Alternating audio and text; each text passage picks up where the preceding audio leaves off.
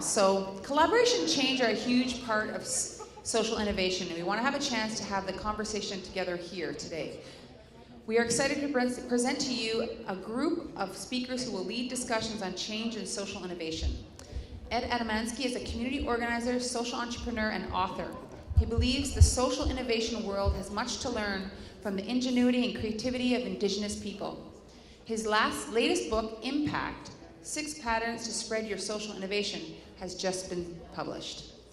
Barb Burkett, and I apologize, I'm gonna kill this, Wahiyao Kawabata Scoop. Sorry, I apologize.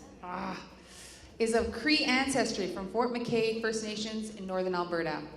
Her commitment to the empowerment of Aboriginal people and advocacy for community growth is reflected not only in her current role as Executive Director for the Prince George Native Friendship Centre, but also over 40 years she's dedicated to the Aboriginal Friendship Centre movement.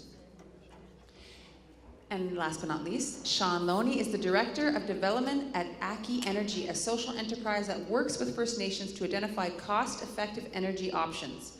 Prior to that, he was the Executive Director of Build, Inc., an award-winning Aboriginal social enterprise creating employment in trades in Winnipeg's inner city. He was recognized in 2014 as Ernst & Young's Prairie Entrepreneur of the Year, and also received the Ashoka Fellowship that same year for his work in developing Manitoba's social enterprise. Please welcome our 3 panelists.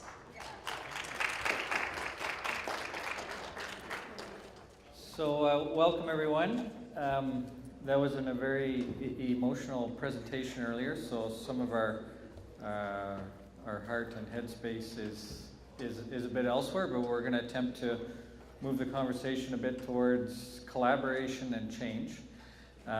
Yeah, my name is Shaun, and I'm from Winnipeg, so happy to be sharing our wonderful city with you. We part of a group of social enterprises at the Social Enterprise Centre. We've lowered utility bills at 1,200 low-income households in Manitoba, and we've hired ex-gang members to do that work. The utility bill reductions is somewhere around $5 to $6 million. We do insulating, water retrofits, and we're also now moving into, have done $3 million worth of geothermal work on 4 different First Nations in Manitoba, and we're expanding to 2 more over this winter. And collaboration and change is a big part of that work, of course. We've also started a farm at the Garden Hill First Nation, a 15-acre farm, the size of a major shopping complex. We have a healthy food market. We sell $20,000 worth of healthy food a month at Garden Hill, and we just recently announced we're taking over the Arena Canteen. So there'll be no more junk food sold at the Arena at Garden Hill. And it's important because 500 people at Garden Hill have diabetes. And what I want to talk a bit about this morning, after we give the others a chance to introduce themselves, is healthy food does not solve diabetes. I'll leave that with you for a minute and come back to it. But Barb, I wonder if you could give us a bit of an introduction about who you are and why you're here. Good morning, everyone. Just want to start out by acknowledging the Treaty 1 territory as well as the homelands of the Métis Nation, and thank you very much for being here this morning. My name is Barb, as I was introduced, and my traditional name is Wahiyao Kawapatasko, and so that sounds a little bit different than what Hawanik said it. As she's mentioned, I am the Executive Director of the Prince George Native Friendship Centre, and have been involved with the Friendship Centre movement for 43 years. So it's an organization that's near and dear to my heart. The Prince George Native Friendship Centre, for many people don't know, is the largest friendship centre in Canada. And so I get asked lots and lots of times from folks, how did that happen?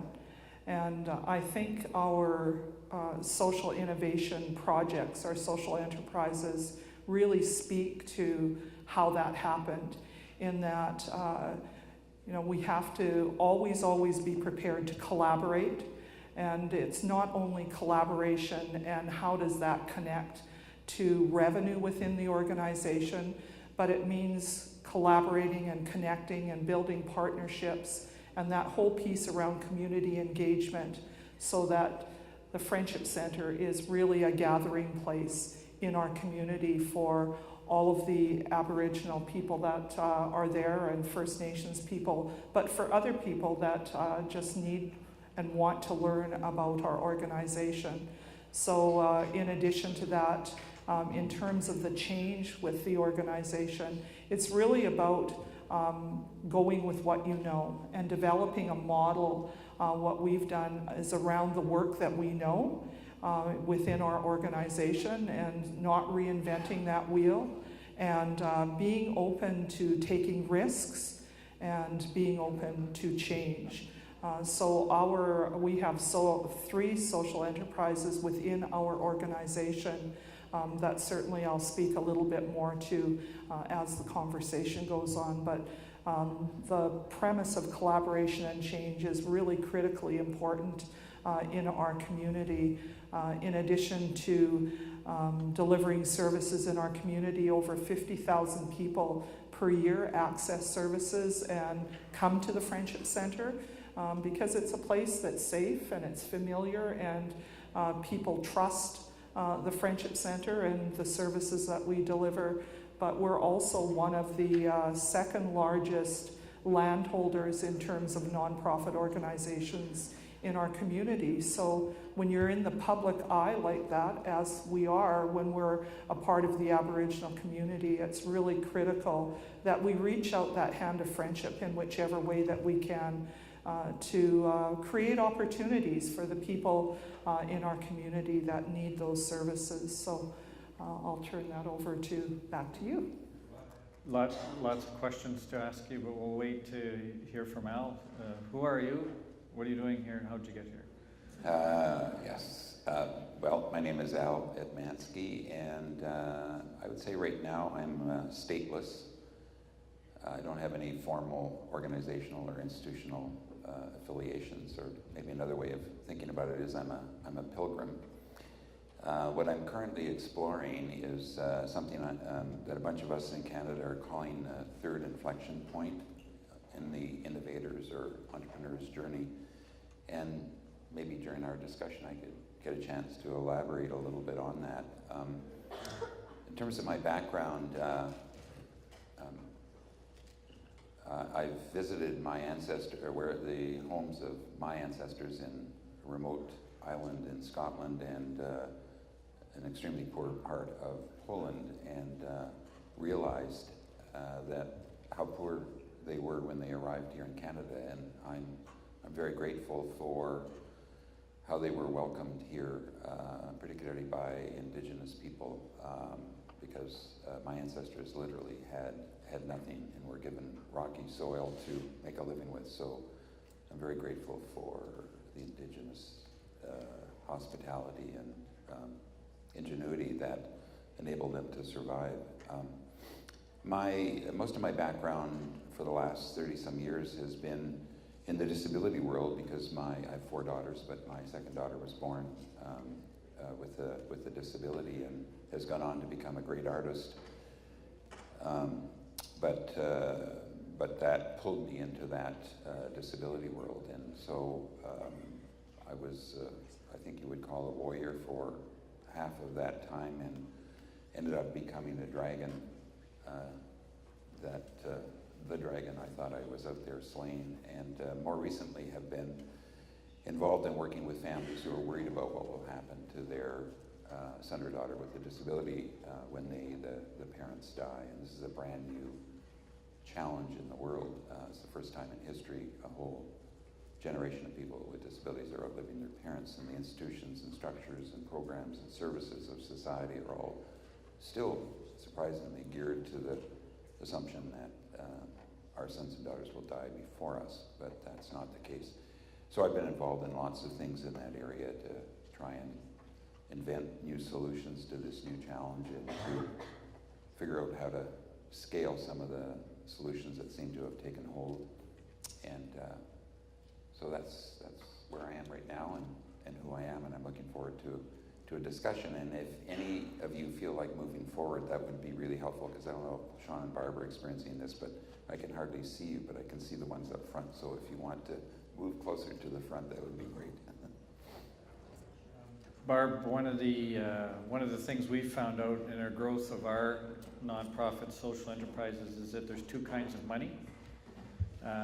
One is government funding, which we need because we're training people that haven't worked before, haven't been shown how to use a tape measure, for example. We need to do some math work. Those are dollars that aren't usually incurred by contractors, but then most of our revenue comes from contracts with government and with Manitoba Hydro. Can you explain a bit your funding? You've got 3 social enterprises. What do you do with the revenue that you gain from those social enterprises? Okay, so, excuse me, one of the social enterprises that we have is that we become landlords. So about 18 years ago, we purchased in Prince George the old government building. And so at that time when we purchased that building, it was $1.6 million. And what a scary venture that is for a nonprofit organization. So we knew that we wanted to be able to maintain the building, and that we wanted to pay it off as quickly as possible. So as part of a strategic planning that occurred between our board of governors at the time and our management team, as well as a number of staff in the organization, went into strategic planning, and to really have that dialogue about how we could do that in the best way. And also recognizing that for nonprofit organizations, our funding is not always consistent. And we knew that we made this commitment and we were going to do the best job that we could. So we came up with a plan for that building, because it was a prime location in Prince George as well, to become landlords. So we occupy about 65% of that building, and the other 35% we lease out to tenants. And so that's been a really good arrangement for us. And as part of that process, it's not just any people that want to come forward. It really has to be the tenant that comes into the building, has to be a fit in terms of our mandate and our vision and the way that we deliver services, and also has to be a fit in that it's easy access to the clients that come to our organization. So when we moved into that building, there was a lot of negativity in the community and in the media about the Indians moving into that building that was so historic, and how we were going to ruin the building and all of those kinds of things. And so I'm really proud to say on September 30th of this year, we paid our final payment on that building, and had a mortgage burning ceremony. And we're a really good neighbor. And so that social enterprise, that idea, allowed us to use those dollars that we received from our tenants to pay the mortgage and the overhead of that building, allowing us to use our other dollars to leverage the purchase of other buildings for different program areas. So again, it's that opportunity for change, because it's certainly not something that was common to us as a friendship center in terms of getting into that landlord kind of a relationship. I think that's key. There's lots of money that we spend in terms of nonprofits, and we're making other people wealthy as we're spending. And so congratulations, you're generating wealth. And we've done the same in Winnipeg, Social Enterprise Center. It's a 3-story red brick building, a heritage building, and it's all full of social enterprises, and we're incubating more social enterprises out of there. And we were all renting somewhere else from somebody that already had money. So we said, we should put our money where our mouth is, and we took a jump and bought the building, and we're whacking down a mortgage. But we could borrow money from you by the sounds of it. And Al, do you pick up on that? Like you mentioned about scaling. How would you go about starting a social enterprise? How do you scale a social enterprise when you get a good idea? Do you have any thoughts on that? Oh yeah, that's an easy question. So the organization that I helped found over 25 years ago is called Plan, and there was a dad there, and he said, "You can come and work for us, Al, but we don't want to take any money from government. So we want you to solve this, or help us work with us to help solve this new challenge. What happens to our sons and daughters when we die? But we want you to invent something and find a way to pay for it that doesn't rely on anything from government, because every penny from government has a string attached to it." He said, this is Chuck, and he said, if you get many pennies from government, it has many strings, and those strings get woven into a rope, and it takes you. So a lot of us have relied on program money from government in the past that wasn't essential to our mission, but we ended up moving that way. So he wanted to avoid that. So we didn't know what the word social enterprise was at the time, but we had to find a way to raise, or what I like to say is earn money, or to mobilize, I would now say, to mobilize our economic power. And we realized we had a whole lot more power than we thought. We started to look at the purchasing power of people with disabilities and their families, and the people who support them, the teachers, the doctors, and the people who support them who have businesses. And so one of the ways that we earned revenue was to have a partnership with the biggest financial institution in Vancouver, which is Van City Credit Union, and they did a survey and realized that the rate of participation by people with disabilities and their families and their supporters in Van City as members was double what it was on average. They didn't know that. We didn't know that as well. And so all of a sudden we realized we weren't as poor as we thought. And so they said they would give us 80 basis points, which is a hell of a lot of money. It's almost 1% for all funds under administration by our members as loosely defined. And that ended up enabling us to get several $100,000 a year of unfettered money. And what we did in return was increase member loyalty to Van City, attract new members, and we trained their staff to become disability friendly. So they benefited, people with disabilities and their families benefited. Van City was the first to lower, automatic tellers, no fees for people with disabilities, lower fees for using trusts and all that, you can see. And then of course Plan benefited because we had this access to money that had no strings, as Chuck said, attached to it. So I like to, in the book that I wrote, which I think is in most people's bags, I call this mobilizing our economic power. And I have lots of other stories, but that extra money allowed us to finance a campaign to create still the world's only registered disability savings plan. So, things I wanted to pick up on about that. First of all, you need a problem solver. I think this is very important. It's impossible to solve a problem without a problem solver, and sometimes we skip that step, which is why I was saying that healthy food does not solve diabetes. Good local economies solve diabetes. And nonprofits and very indigenous business models, social enterprises, can change the food economy. And then that'll get us back to being healthy again. The second piece that I just find fascinating, very creative, on behalf of Van City and for you for pulling that together, is that we need to connect problem solvers to problems. And right now there's very little in between, but you and Van City found a way to do that.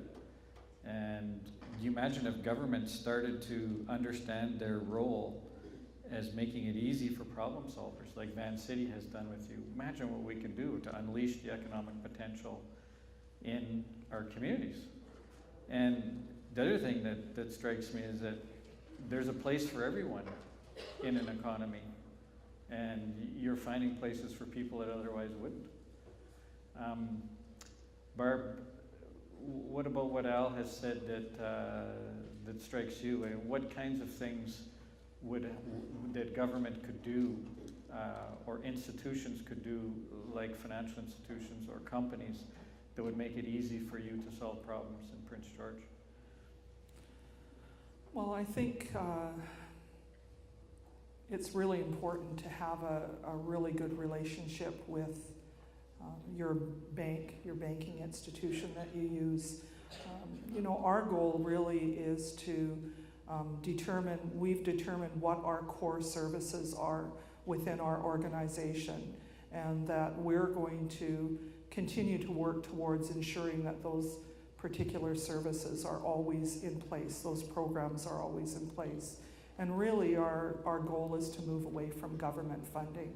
We want to create a opportunity for our organization that creates stability for our program offerings, and creates sustainability, and also creates the opportunity for self-determination in terms of the decision making within our organization. So that's really critically important to us. And and as part of that, we invite and want to have opportunities for all of our people. So one of the things that has happened in terms of change for our organization over the last about 5 years is that we've increased our volunteer base. So we now have just around 200 volunteers that volunteer with the organization on an ongoing basis. And so when you attach numbers to that, it's about $170,000 per year that comes into the organization in terms of that particular assistance. And again, providing opportunities, building capacity, and providing opportunities for employment, because oftentimes those volunteers will then come into the organization in a different way. And so what we say in community, that contrary to popular belief, our people are not just wanting to have handouts. They want to be able to give back for that which they get from the organization. And so that creates a lot of opportunities for the organization, and around recruiting staff, and all of those pieces, because volunteers are already a part of the organization. They know the organization, they've made that commitment, and go the next step to seek employment there. So again, it's really important. And I guess the other part of that is just ensuring that there's that balance. As a friendship center, we're known as gathering places. We're known as places where people come for social services. And so how do we maintain that balance so that's still there, as well as the other part of it, which is the business. And certainly it's not just about generating revenue, it's about being able to hire our people that are in programs and are taking the training, and also giving back to the community. So we do that through community kitchens and community gardens, and a lot of different opportunities that would take me a few days to talk about. But there's all kinds of possibilities, and I think as nonprofit organizations, many of us are in innovation all the time. You have to be to keep going, right? And so as a social service agency, as a nonprofit agency, I think just the very fact that our doors are open each and every day is an example of innovation and change and collaboration, because it takes all of that to be able to do our work. I have many people ask, well, how did our first social enterprise start? And we were actually a nonprofit, 100% government funded. Build was insulating low-income housing in Winnipeg's North End. And my coworker and I were driving down Dufferin Avenue through the North End, and so why are all these people from outside the community working at this big housing complex? And my coworker said, well, because they're a contractor, we're not a contractor. I said, well, what do you have to be a contractor? What do you have to do to be a contractor? And it's like, well, you have to have carpenters, and I guess you just say that you're a contractor. So we told Manitoba Housing that we were a contractor, and ever since then they've been falling all over us. Because there's two kinds of money. There's the non-profit money, and there's never enough of that. And then there's all this other money that governments spend. And being a social enterprise allowed us to, although we didn't know what a social enterprise was at the time, but that was in 2006, and we've now have 8 social enterprises going in Manitoba, and sister social enterprises in Toronto and St. John's, Newfoundland, which we're very proud of. there's an organization in St. John's called Stella Bury. They're a nonprofit that owns a lot of housing as well, and they're just moving into bedbug remediation. One of our social enterprises does that, and who would have thought that bedbugs were a good thing? Right now, today, we have 12 people that were formerly gang involved remediating bedbugs in Winnipeg, and we love bedbugs. We can create more employment, and I think that's the trick with collaboration and change, is starting to look at challenges and say, where's all the money being spent, and how can we get into those expenditure streams and turn them into jobs? Because right now, I mean, that's what poverty is. It's the absence of prosperity. So how can you create employment out of that money that's just coming in? Al, do you have any comments on that? Well, these are great stories. So if I understand the way you work, you can take a scarcity mentality and say, okay, where are my sources of revenue, or where are the pots of money I can access? And for a long time, all I did my answer when I asked that question was government. But if you step back a bit and you begin to look at all of the assets that are available and put an abundance lens on, you begin to look at transfer payments that government makes to other people in the area, business opportunity where money is flowing in some ways. For example, we realize there's probably 100,000 families who have sons and daughters with disabilities, or people with disabilities themselves, who would be making wills. So we, instead of asking a lawyer to help us teach parents about how to make a proper will if you have a child with a disability, we turned that around and created a partnership with law firms in which they paid us so that we would orient them to this issue. We flipped it around, and I think that's what you're doing. But you only get there when you start to pan back and create this, abundance mentality. But if I understand what both of you are saying, I don't know if you would agree with this. Ingenuity is an Indigenous value, or innovation is an Indigenous value, but so is cooperation. And so we need to take these values into our economic relationships as well, and use business methods that are embedded with the values we believe in. Because if we just take business methods willy-nilly, we'll become like every other swashbuckling entrepreneur out there and move. It won't. It's not rooted. And I think what you're hearing, Shaun and Barb talk about are, bringing values of cooperation into our economic relationships. And so making sure those values are there is really important as we become social entrepreneurs. And that, for example, is why I'm partial to cooperatives and to credit unions, because there's values embedded in there that are compatible with the social side of our work as well. Anyway, I don't know what you think. And to pick up on your comment about government, one of our board members at Aki Energy said, there's nobody coming to save us. There's nobody coming. We got to do this thing ourselves. And you look out in the economy and there's all kinds of things happening. It's just we have an entire segment of society, the Aboriginal community, that's largely excluded. And how do we include in that regard? Barb, what kind of steps are you looking to take in terms of innovating the Friendship Center? You've done an awful lot there by the sounds of it. Where do you want to see yourselves 10 years from now, and what's the path to getting there? Well, hopefully in 10 years from now I'll be retired, is kind of what I'm hoping. But certainly want to leave a legacy that really speaks to collaboration and change and creating opportunities. We've been an organization, like many friendship centers, that have been really reliant on government funding. And so, as I had said earlier, on September 30th, we made our final payment on our building.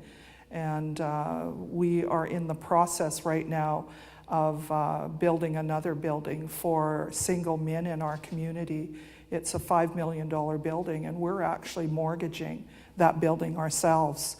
And so I think that really speaks to that transition, that our Friendship Center has been in the community, is that, you know, we want to work toward delivering services on our terms, you know, providing those opportunities for our people in our community based on our terms.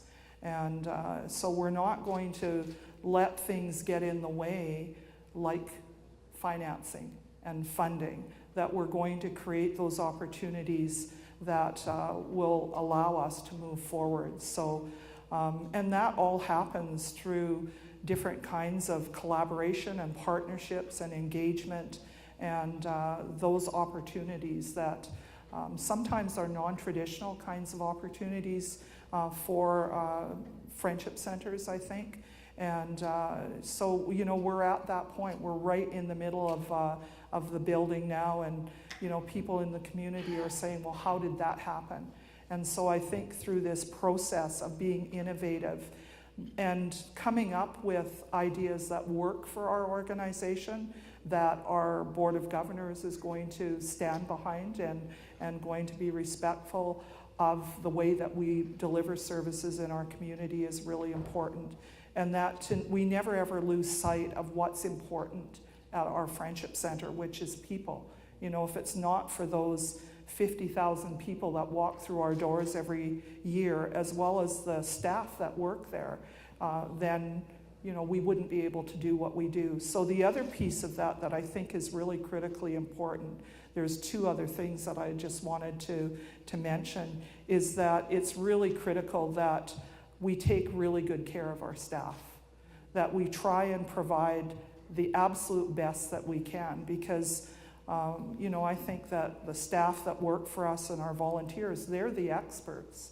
They're the ones that make me look good and make our organization look good. So we've been doing a lot of work around that and ensuring that there's benefits that are in place. We now, just last Monday, started a new initiative in that we've done some research around what the living wage is in our community. So that living wage based on housing and utilities and food costs and transportation and all of those things. And so we've started paying our staff in our Friendship Center. Every full-time staff that's eligible for benefits now receives a very minimum of $16.82 per hour, which is what the living wage is determined for Prince George. So those kinds of things are really, really critical, because our staff are the ones that are doing the work at the frontline level. And in order to make our social enterprises work, we need to have that staff base, and we need to have staff that are healthy, and we need to honor and respect the gifts and the skills that staff bring to our organization. And I guess just the other thing that I wanted to share is that I think that it's really, really important to be able to give back. So to extend that hand of friendship. And so we do a lot of work in our organization around sharing about the best practices, you know, when I think of the traditional way of running business, but the wise practices as well. How do we do that, our work? How do we maintain our social enterprises based upon Indigenous values and Indigenous vision and philosophies? And so it's really important. And so we do a lot of work from our organization in terms of helping other friendship centers out with business plans, with funding, with developing business models, all of those kinds of pieces. And not that we're necessarily saying that the way that we do our work works in every community, but some of the pieces are very comparable and very common. And so we do that as well, because I think that's really critical, is to help our sisters and brothers to build their capacity as well. Very interesting. So we've just 10 minutes left. We've got time for a few, my university professor used to say, questions, comments, or protests. Yes?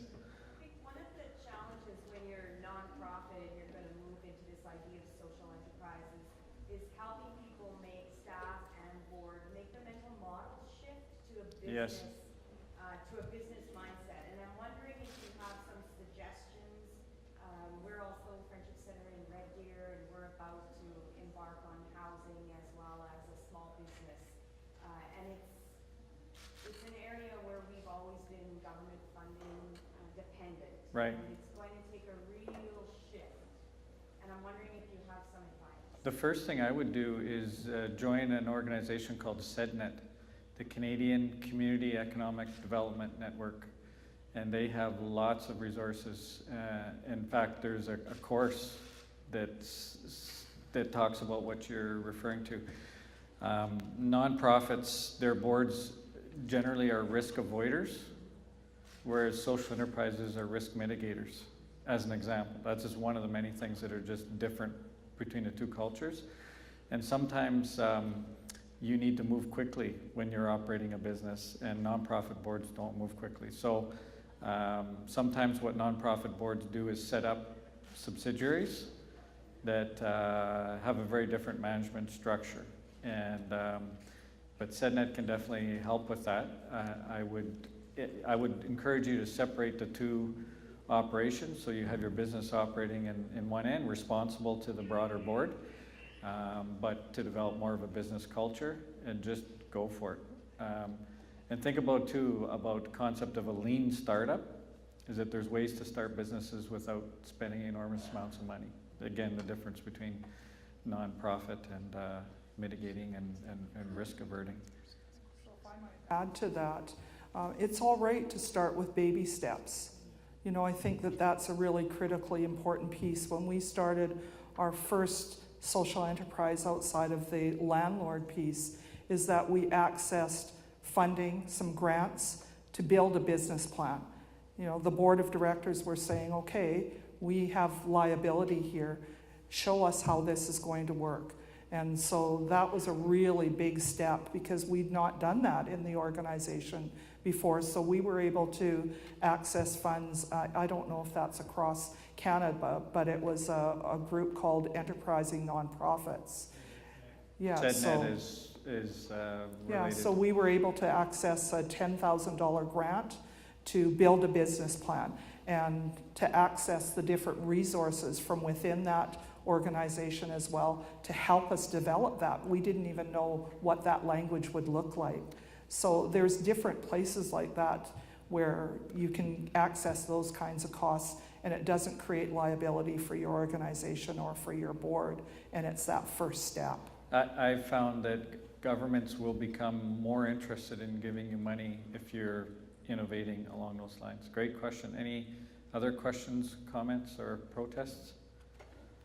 Yes? I was wondering if you could elaborate a bit on navigating. I don't know what Vince in terms of funders and where they're putting money in other industries such as oil or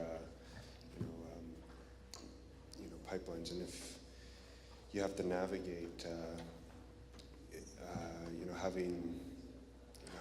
accepting money from some of these places. Is your question, how do you get money out of institutions and... No, I'm wondering if you've had to navigate that within city or... So if I understand your question, it's really what the values are a corporate partnership, whether there's some downsides to it. Well, the women on our board and my wife, who was a co-founder of Plan, when we were in that domain, explicitly forbade us, for example, from taking or getting into a partnership with the largest media distributor of magazines and whatever, because they were distributing pornography. So to give you an example, so that was a very clear line, even though it would have represented my executive director hat. Oh my God, it was a lot of money.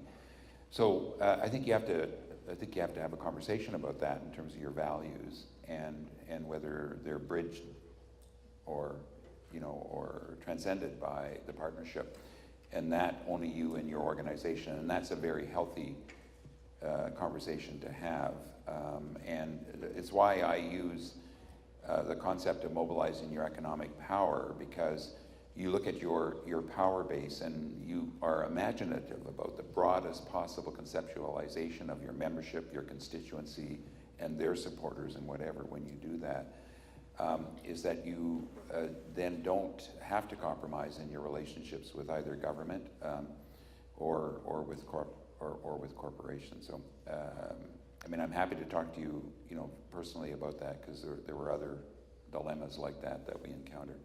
It's a valued decision. Oh, I thought you had a question. It's like, the sound guy has a question? Question is fine. We just have about 3 or 4 minutes left. Any other questions or comments? Yes? Hi, I'm with Affinity Credit Union in Saskatchewan, and I can answer your question about Van City. No, they don't lend money to oil companies. But I'd like you also to think about the co-op model as you think about enterprise. Co-ops can be non-profit or for-profit, whatever you want, and they're controlled by the users. And it's a great model, and I spend a lot of my time, and we're actually doing a project on looking at First Nations values and co-op values and translating them into First Nations dialects in Saskatchewan. So I think there is a lot in common with the co-op model, and there's also a lot of help for businesses. And we certainly help businesses that social enterprises. And we also help co-ops form. So you will find some friends in the co-op movement. I think that's important. I guess the one thing I would like to pick up on the Van City piece is that, Al, you found a way to help Van City because they found out that they could build brand loyalty by working with you. Some of our social enterprises do work with Manitoba Housing, and they like doing business with us because we hire their tenants. And in terms of the Friendship Center, you have a reputation that is likely impeccable in the community, but almost dormant in some ways, and you can leverage that in a very impressive fashion with people that have money. And go ahead. No, you go ahead. My definition of a social enterprise or social entrepreneur is somebody who brings value to their partners. Yes. Talk about another Indigenous value. If you come at it from that mindset, you begin to think not so much about what can I sell or pitch to somebody else, either a nonprofit partner, business, or whatever, and think about how I can add value. Then you get into a very interesting imaginative space around, and creative space around what you have, what your assets are, and how you can, offer them, and then and only then do you look at the economic consequences of that. So that was a really fundamental, because a lot of the early social enterprise stuff I did and a lot of us did was really just, it was actually just a Trojan horse for asking for money, and then we'd go away and come back in a year or two and say, can you give us more money? But we weren't adding any value to the partnership. Okay? Yeah, one last quick question in the middle. Thank you to all of you for a great presentation. My question is for Barb. You started off by saying there's this perception in the community about moving into the government building. I'm just curious, what's the perception now, would you say? Well, it's actually changed about 100%. Because I think that it's really important, no matter where we're at and which community that we come from, that we always strive to be a good neighbor. And, we are asked from lots of different organizations for our help and our assistance. And, that whole piece that Al was talking about bringing value, our values and our vision and our philosophy from our organization is a huge value to select standing committees with the city, being on different kinds of working groups with the RCMP, just about that community engagement. And, so it really is very important. And, we've got a pretty high profile in our community. And so, we want to be able to walk the talk. And so, we've got a very, very good relationship. And that has turned 100%. Because we're also a big employer in the community. So our people bring lots of financial gains to our community as well in terms of purchasing power and all of those different things. So we're looked at in a different way, and it's very, very much a feather in people's cap to be working at the Friendship Center and to be able to reflect that in their conversations and when they're doing business themselves. Barb and Al, I hadn't met you before today, but what a pleasure to get to know you both, and learned a lot just in the last 45 minutes. And for you for listening, it means a lot to us. And thanks for coming, and let's go have lunch. Thank you. Thanks.